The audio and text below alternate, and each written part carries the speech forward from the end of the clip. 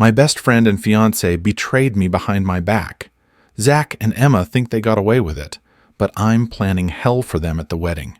No one will forget it. My name is Michael. I'm 27, and until recently I thought my life was perfect. I had a good job, a cozy apartment, and a girlfriend, Emma, to whom I was ready to say yes for life. She's 25, and she had been my rock.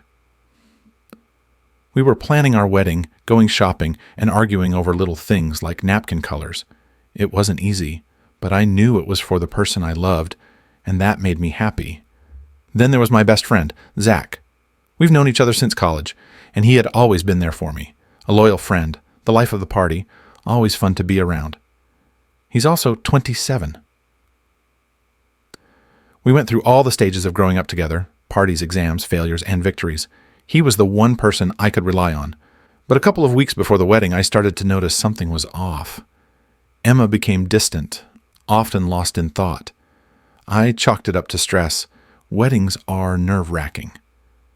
But what really concerned me was that Zach started showing up at our place more often than usual, supposedly to help with wedding preparations, but really just lounging around and giving advice. At the time, I didn't pay much attention. One day, I decided to surprise Emma. I bought her favorite blueberry cheesecake. I left work early so we could spend some time together. But as soon as I walked into the house, a strange feeling washed over me. Zach was sitting on the couch, smiling awkwardly, and I could hear Emma whispering in another room. I felt something was definitely wrong. I walked into the living room, pretending everything was normal. I smiled, showed the cheesecake, and offered everyone a slice. Zach laughed, too loudly and unnaturally, while Emma peeked out, forcing a smile. It was that unsettling feeling when you know something is wrong, but you don't want to believe it. From that day on, I started noticing odd glances, unfinished sentences, and sudden phone calls. The pieces of the puzzle began to come together, and I knew something was terribly wrong. The next day, things only got worse. Emma suddenly said she needed more personal space and time for herself. She mentioned how busy she was with wedding preparations and that she needed to focus. I pretended to understand, but inside my anxiety grew. It seemed like I wasn't bothering her, but her sudden need to distance herself felt strange. I tried not to overthink it, though something was building inside me. Then, something happened that confirmed all my suspicions. Emma had left her phone on the kitchen table when she went to shower. I wasn't planning on touching it, but the screen lit up and a message from Zach appeared. I can't wait for the next time. It was like a punch to the gut. My heart sank, and I felt the blood rush to my head. Everything inside me turned upside down. Sure, I could have just ignored it and walked away without looking any further, but something in me refused to back down. I picked up the phone and started scrolling through their messages. Saying I was shocked would be an understatement. Those texts answered every question I had. Meetings I didn't know about, secret conversations no one had told me about. Their messages were too personal, too intimate. Every word made me alternate between feeling hot and cold. I felt like a complete fool.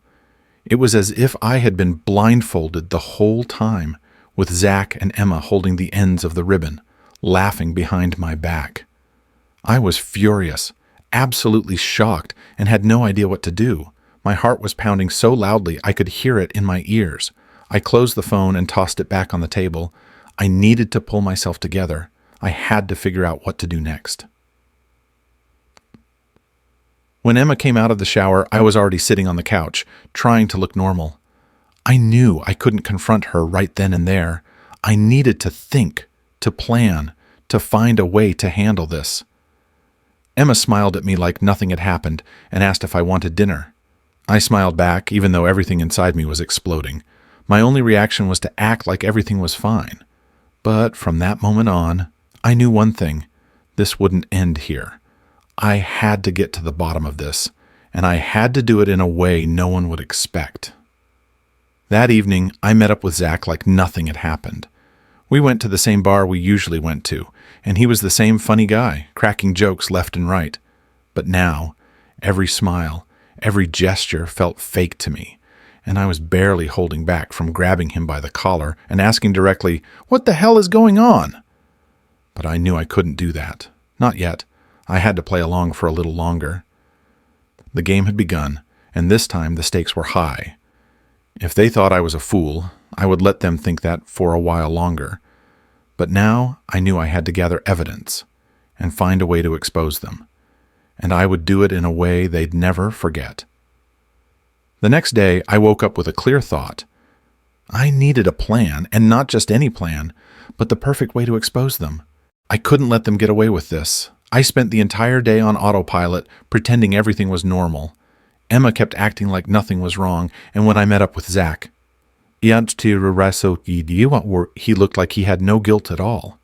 I decided I needed solid proof, real, undeniable evidence that I could show to everyone, so everyone would know the truth. At first, I thought about cameras, but then I decided something more discreet would be better. I found an old voice recorder I used for lectures back in the day and thought it would be a great first step. I hid it in the living room, between the books on the shelf. Emma didn't notice a thing, and Zach certainly didn't either. The next few days were torture. I had to act like everything was fine, smile, and laugh whenever Zach and Emma were around. Every time they whispered or exchanged glances, I caught every word, trying to remember anything that might be important. I spent nights listening to the recordings, hoping to catch something that would confirm their betrayal. And one night, late at night, I finally heard what I had been dreading. Zach and Emma were talking about how they had been meeting behind my back, how they were planning to be together, and how thrilling it all was. I felt a knot tighten in my stomach. This was the point of no return. Now I knew for sure they had been betraying me. They had been lying to me behind my back, and now I had to decide what to do next. I decided I couldn't just confront them. That would be too easy. I wanted them to feel everything I felt. My anger and pain had to become their pain. At that moment, I realized that the revelation needed to happen in front of everyone, before all the people who would come to our wedding, before all our friends and family. They needed to see what hypocrites Zach and Emma really were. I began planning the big reveal. Everything had to be flawless. I made a guest list, thought about how to organize everything, and even started looking into renting equipment to display everything on a big screen. I wanted it to be public and loud. They deserved it, and I deserved the truth, at least for the last time. The day before the wedding, which should have been one of the happiest of my life, turned out to be the most nerve-wracking. I knew I was close to the moment when the truth would finally surface. I threw a pre-wedding party, inviting friends and family, everyone who was supposed to be with us on this special day. Of course, Zach and Emma were there too. They even looked relaxed, as if nothing was wrong. It was unbelievable. Their audacity was limitless. I decided the pre-wedding party would be the perfect moment to confirm their betrayal once and for all. Everything was going according to plan. Guests were having fun, music was playing, everyone was celebrating the upcoming event. But I couldn't relax. I knew I had to act discreetly. I set it up so that Zach and Emma would be alone in the living room at some point. I left them there, went outside, and watched through the window as they exchanged glances and started whispering. Those moments felt like an eternity. My anger was building, but I knew I had to wait a little longer. I watched through the window as Emma leaned in to whisper something to Zach, and he nodded and put his arm around her waist. That was all I needed to see. My heart was racing, but I knew that tomorrow would be the day of their exposure, and they had no idea what I was planning. The rest of the evening I spent on autopilot. I laughed, talked to guests, and tried to appear normal. Emma came up to me, took my hand, and said how much she was looking forward to tomorrow. I smiled back, but inside I was seething. All I could think about was how wrong she was. Zach approached me, trying to joke around, but I could barely look at him now. He was trying to act like my best friend, but to me, he was just a traitor who deserved the harshest punishment. That night, after everyone left, I was alone in our house. I gathered all the recordings I had and went through them one more time. I wanted to make sure I had everything I needed for the big reveal tomorrow. Every word, every confession was like a knife to my heart, but now it was my weapon of justice. I organized everything into folders and prepared a flash drive with the recordings, which I would hand over the next morning to the person responsible for the wedding equipment. There was no turning back. Everything had to go according to plan. This was the last night before the truth would come out. I sat on the couch looking at the pictures of Emma and Zach on the shelf and felt a strange emptiness. Tomorrow, everything would change and nothing would ever be the same. But I knew one thing. I wouldn't let them get away with this. Tomorrow, I would make sure everyone knew who they really were. Morning came, and I could feel that this day would be special, but not in the way most people dream of on their wedding day. I woke up early, and my first task was to give the flash drive to the person responsible for the projector and music. His name was George, and he'd always been a reliable friend. When I approached him, he noticed the serious look on my face and asked if everything was all right. I told him the flash drive had a surprise that needed to be played at a specific moment, and that I would give him the signal. George nodded without asking too many questions. Emma looked stunning. Her dress was perfect, and the room filled with admiring glances when she walked in, but I couldn't look at her the same way anymore. Every time she smiled or said something sweet, rage flared up inside me. Everything looked so perfect, but I knew it was just an illusion. Zach was there too, standing beside me, smiling as if nothing was wrong, as if he was part of this fairy tale. I felt disgusted by both of them. The ceremony began. The guests took their seats, the music played, and everything seemed like a normal wedding. I stood there in front of everyone, holding Emma's hands, trying not to show the pain and anger boiling inside me. At that moment, when it was time to exchange vows, I knew it was time. I took the microphone and started talking about love, trust, and the importance of being honest with each other. The room fell silent. Everyone was listening intently. I saw Emma's parents smiling, my friends nodding in support. But then I said, "Before we continue, I want to show you something very important to me. It's part of my story and my love for Emma. George, please play the video."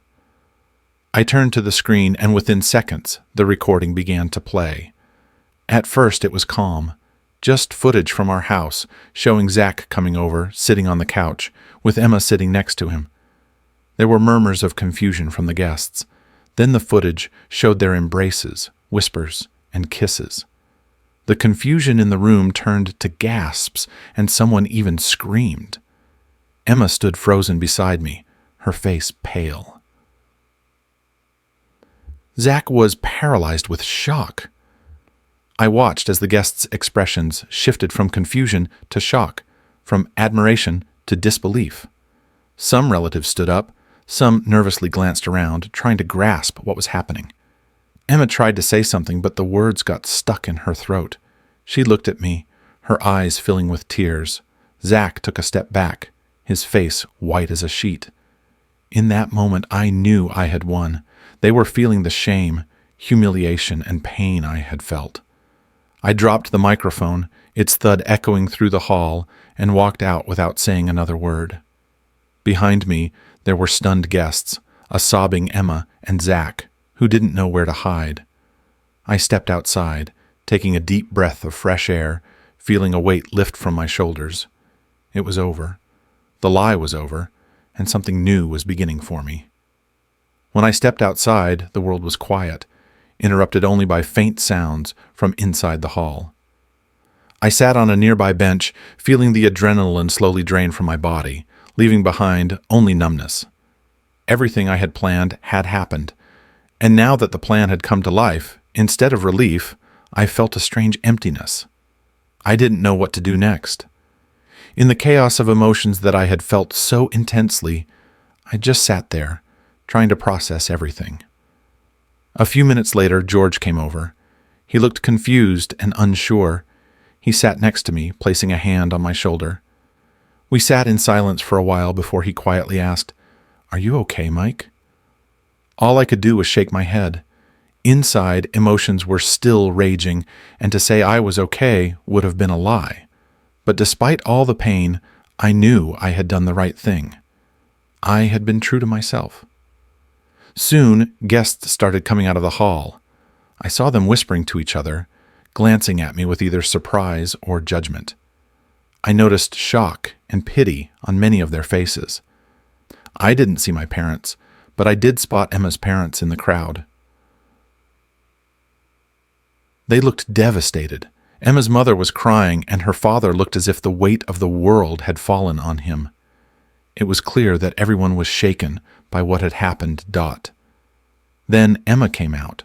She was walking slowly, her eyes red from crying, her makeup smeared.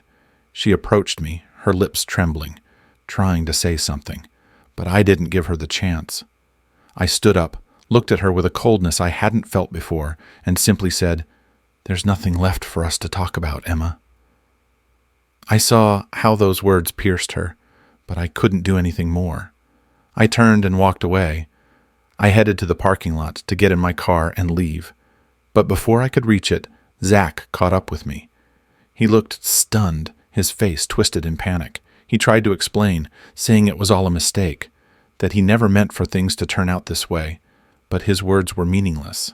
I looked at him and said, "Zach, you're no longer my friend. You destroyed everything between us. Leave me alone."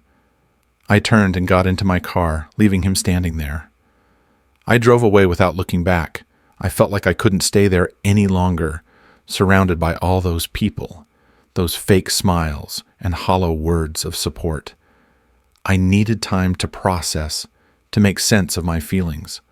All I wanted was to get as far away from that nightmare as possible. When I got home, I collapsed onto the couch. My phone was buzzing non-stop. Texts, calls, everyone wanted to know what had happened, why and how, but I just turned it off. I didn't need anyone's opinion, pity, or sympathy. I just wanted to be alone with my thoughts. The night was spent in reflection. I realized I couldn't let myself drown in bitterness and hatred. Yes, they had betrayed me. Yes, I had lost not only my love, but my best friend. But this wasn't the end of my life. It was a painful lesson, one I would carry with me. In the morning, I woke up with a clear thought. I needed to move on. I wouldn't let their betrayal completely destroy my life. Instead of wallowing in self-pity, I decided to focus on what truly mattered to me. I threw myself into work, started spending more time with other friends, those who had always been there, though perhaps I had taken them for granted. After everything, I returned home numb. No tears, no despair, just emptiness. My life had shattered into pieces, and I had to figure out what to do next. My phone kept ringing with messages, but I turned it off to find peace and sort out my feelings. I began walking around the city, spending hours in parks, thinking about everything that had happened. Part of me wanted to run away, start fresh somewhere else. But another part, stronger, decided not to give up. I started writing my thoughts in a notebook, which became a way to release the pain and emptiness. The writing helped me get everything out onto paper instead of keeping it bottled up inside. My first step toward rebuilding myself was hitting the gym. I started training every day, regaining control over my body and mind. Physical activity brought life and strength back into me. I also began reconnecting with real friends, those who supported me unconditionally. We started hanging out again, and I felt like I was coming back to life. I completely erased Zach and Emma from my life. I deleted their contacts, their photos, everything that could remind me of them. I needed to start with a clean slate, and I decided I wouldn't let the past define my future. Yes, they betrayed me, but that wasn't a reason to ruin my life any further. I found a new job to distance myself from the past and find new goals. Work helped me distract myself and feel a sense of purpose. One day, sitting in a cafe, I met a girl. She asked if she could sit at my table, and we started talking. It was surprisingly easy and pleasant. She didn't know my story, and that gave me a sense of freedom. That meeting reminded me that life goes on. Even after pain and betrayal, You can find joy if you allow yourself to move forward. I decided that I wouldn't reject happiness because of people who didn't deserve it. Though I still had a long way to go to fully heal, I knew one thing: I would get through this. This story isn't about revenge, it's about starting over.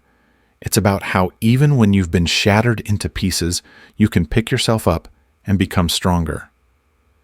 Zach and Emma are in the past, and ahead of me is a new life that I plan to live to the fullest. Months have passed since my life fell apart, and now, looking back, I see how much I've changed. I've become more confident, stronger, and most importantly, happier.